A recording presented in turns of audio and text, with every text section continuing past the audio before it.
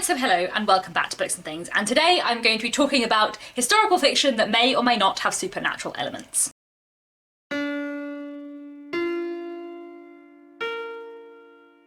So that was a slightly rambly title for a video. Let me explain what I mean.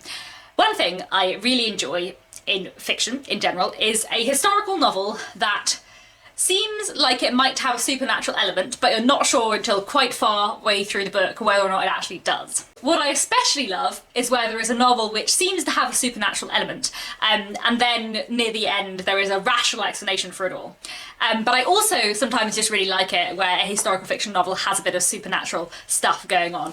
And all of these books I'm going to talk about today, they're all historical fiction. They all seem to set up near the beginning for something supernatural to be happening, but it's not clear until fairly near the end whether or not there is actually something supernatural going on. In some of them it's never clear and it remains ambiguous throughout. Some of these there is a rational explanation, some of these there isn't, but it's just something I really enjoy in historical fiction, is a book where it's unclear whether or not there are supernatural elements, and if there is a supernatural element it's not like a huge part. These aren't fantasy books, they are historical fiction, but there's just that little bit of magic which I really enjoy. I think the reason why I like this all comes from me and my love of Wuthering Heights, which I really like for being a book which seems really supernatural, but actually everything has a rational explanation, if you think about it a particular way. And I just really like books where there may or may not be supernatural stuff going on, especially in historical fiction, where things are slightly other anyway, and then they become even more other. So anyway, I've got a few books to tell you about today that I really love. All of these books are 4 or 5 stars for me. I would recommend them all, though some I loved more than others, and they all have an element in the book that may or may not be supernatural. I'm not going to tell you whether or not they are. I'm going to go through just in alphabetical order by the author's name because that seems the easiest way to do it. This first is The Miniaturist by Jessie Burton. This is a fantastic book. It was definitely a 5-star read for me, and this is one of my favourite books from 2018.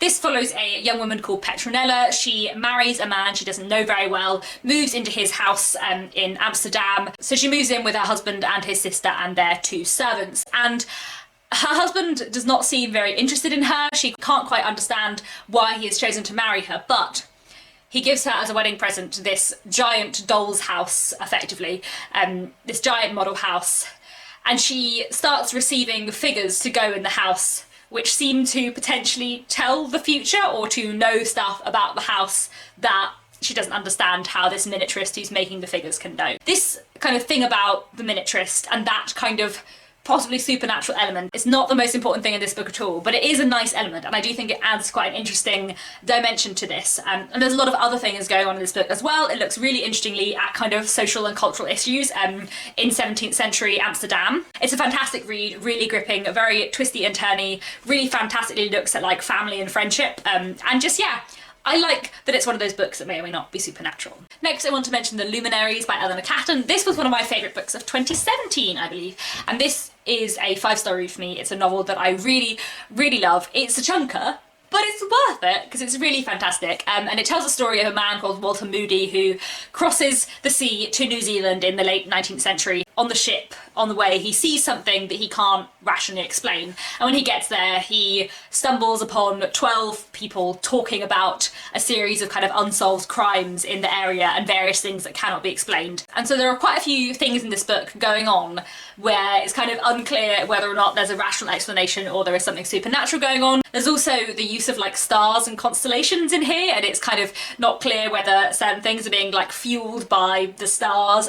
It's just really, really interestingly done. A really fantastic book with such fantastic characterization and writing, and really interestingly uses those hints at supernatural elements as well. Next, I have The Wonder by Emma Donoghue. I read this very recently and just absolutely fell in love with it. It is an incredible, incredible book, and it tells the story of a nurse called Lib. She's in her late 20s. She travels from England to Ireland in order to watch over a girl who everyone claims has eaten nothing for 4 months, and Lib and another nurse are kind of set to watch this girl to see whether or not she's eating, and the kind of crux of the book is whether or not this girl is surviving by kind of miraculous magic powers. Many people around her believe that she is a kind of God-given miracle that she can survive without food, or whether there is a kind of trick going on, and whether in fact Anna, the girl, is in danger. It's really, really powerful, really brilliant. I made a full review of this, so I will link that down below because I could go on about this for a long time, as indeed I slightly did. It's just a truly fantastic book, such brilliant characterisation, and that mystery at the heart of it on whether or not there is something supernatural going on is so cleverly handled and so well done, and I just absolutely adored this book.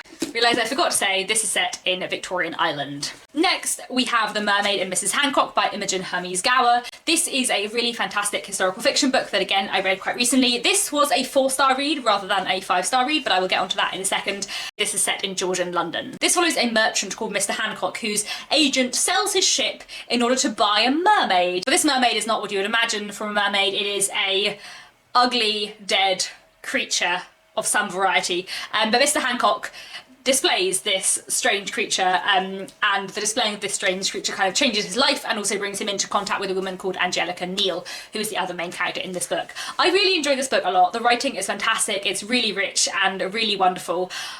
Well, interestingly, although I'm including this book in this video, one of the reasons why this book was for me a 4-star rather than a 5-star is because I sometimes felt that too much emphasis was placed on the mermaid elements of it, and that I could have done with less of the mermaids, especially in the last quarter. So I think while this is a really fantastic book and I would highly recommend it, and I think that some people really like the way the mermaids are handled. I know Marissa from Bakely Bookish really loved it. I'll link her video review down below as well, but this didn't quite work as well for me as some of the other books on here in terms of how it handles that may or may not have supernatural elements, but I still really liked it and I still definitely would recommend this one. Next, another one that was definitely a 4-star rather than a 5-star read for me. This is The Essex Serpent by Sarah Perry.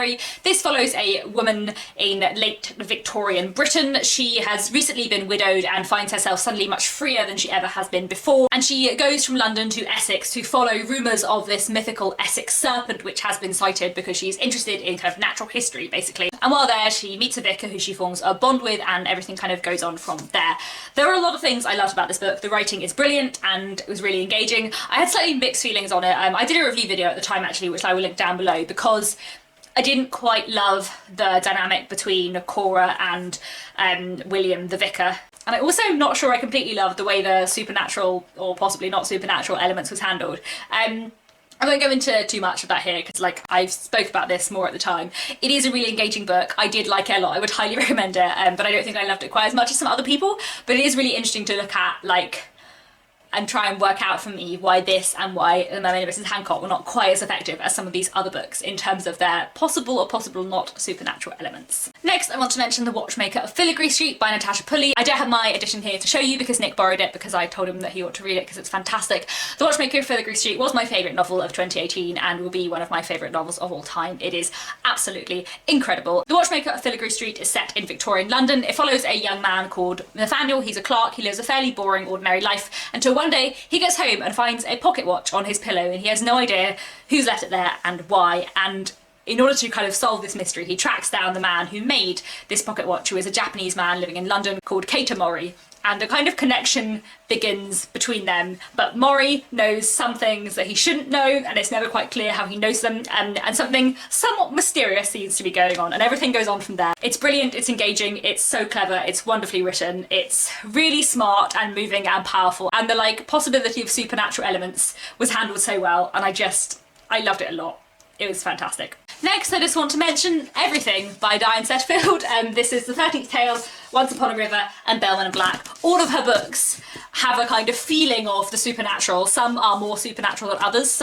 There are rational explanations, sometimes there's an ambiguous explanation, sometimes there definitely seems to be something supernatural going on, but they all certainly have a supernatural feel. So her debut novel, The 13th Tale, tells the story of a woman called Margaret Lee, who is summoned upon to write a biography of a mysterious writer who nobody knows anything about. And so it's a dual narrative kind of splitting between Margaret and the author telling her life story to her, which is very mysterious and seems quite ghostly from the beginning. This is my favourite contemporary book of all time. I love it an awful lot. Then we also have Bellman and Black. This tells the story of William Bellman, who makes a deal with a mysterious figure who he meets in a cemetery one night.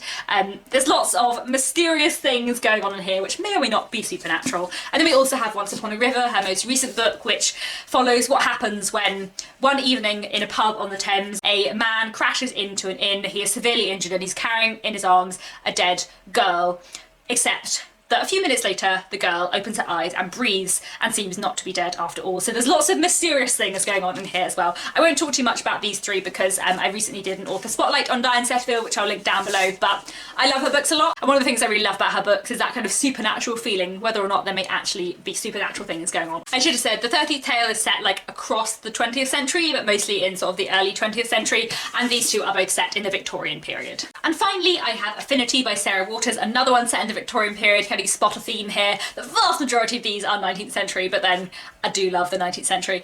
Affinity by Sarah Waters follows a woman who ends up going to visit in a prison in order to kind of pass her time. She becomes a lady visitor, and while there the main character Margaret encounters a woman called Selina Dawes who says she is a medium, and what she has been put in prison for she claims is something that she did not do, but something a spirit that she had summoned did.